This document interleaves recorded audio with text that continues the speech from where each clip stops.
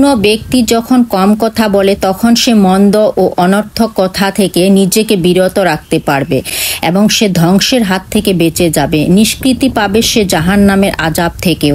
আমাদের দেখা একটি বাস্তবতা হচ্ছে, যখন কেউ প্রয়োজনে অপ্রয়োজনে বেশি বেশি কথা বলে তখন সে যে কেবল অনর্থক কথাই বলে বেড়ায় এমন নয়, বরং সে জড়িয়ে পড়ে অনেক ধরনের অন্যায় অপরাধের সঙ্গেও। যারা বেশি কথা বলে তারা মানুষের গীবত পরনিন্দায় লিপ্ত হয় বেশি।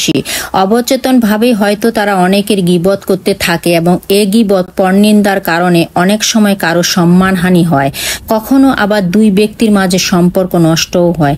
এ কাজটি সামাজিকভাবে চরম নিন্দিত ও শরীয়তের দৃষ্টিতে এক জঘন্য অন্যায়। কখনো মিথ্যা অশ্লীলতার সঙ্গেও জড়িয়ে পড়ে তারা। অনেক ক্ষেত্রেই অসংলগ্ন ও অসতর্ক কথায় তারা লিপ্ত হয়, ফলে ঝগড়া বিবাদও সৃষ্টি হয়। কখনো কখনো পরিণতিতে বিঘ্নিত হয় সামাজিক শান্তি শৃঙ্খলা ও সম্প্রীতি। কিন্তু যদি তারা কথাবার্তায় সংযত হতো, অপ্রয়োজনীয় কথা থেকে বিরত থাকতো, তাহলে এ ধরনের মারাত্মক গুনাহের কাছ থেকে বেঁচে থাকা তাদের জন্য অনেক সহজ হতো।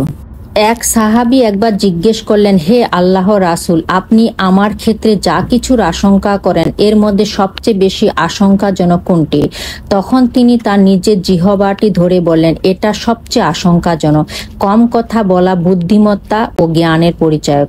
যে কম কথা বলে সে অনেক ধরনের অনর্থক বিষয় থেকে নিজেকে বাঁচিয়ে রাখতে পারে।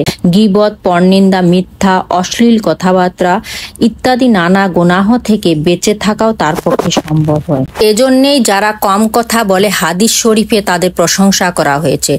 রাসূলুল্লাহ সাল্লাল্লাহু আলাইহি ওয়াসাল্লাম বলেছেন, যখন কোনো বান্দাকে দুনিয়া বিমুখ ও স্বল্পভাষী দেখবে তখন তার সঙ্গে উঠা বসা করো, কেননা সে হিকমত প্রাপ্ত। আমিন।